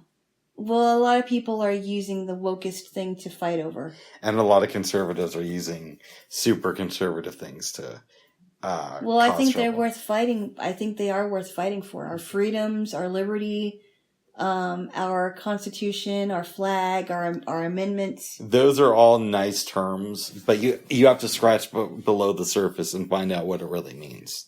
Well, that's why some people have to be re-educated about that, because they're learning horrible things in school about it. And the people that are pushing the identity politics thing don't know half of what they're fighting for. And I can make the same argument with conservatives too, that a lot of them don't know half of what they're fighting for. I think they do. I think that they are, that's why they are pushing for the re-education of children, or parents are taking them out of school and homeschooling them now, because they this whole like critical race theory nonsense is getting into the schools. Right, but you point out one thing in critical race theory, which isn't everywhere in the country, but I'll grant you, it's in a good portion of it. And you say, well, that disqualifies the entire school system.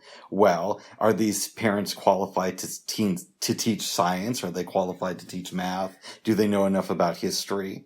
Well, that's why not every homeschool parent. There are some homeschool parent that will send for other educational materials from the school of their choice.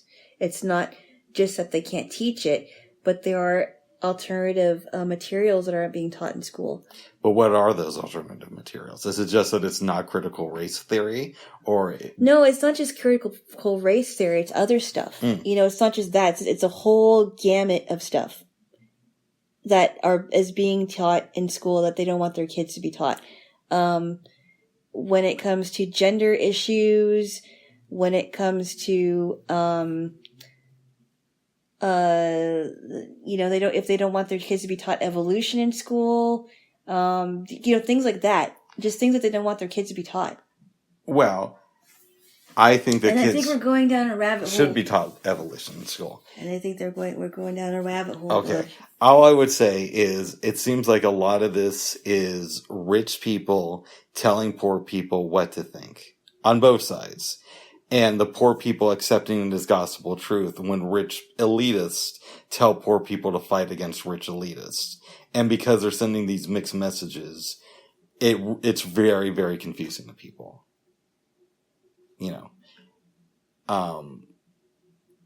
A lot of rich conservatives will tell you about elitism. Oh, goodness. Even though they grew up in rich families. No, Bob. I'm just saying, babes. I'm just saying, babes. Don't you find it? Bubs. I'm serious, Bubs. You made this into almost like an entire, I don't know how long it is. We're coming up on 2 hours. Political, whatever. Okay. Last thought on this. Oh. Is Barack Obama. I don't know about Joe Biden.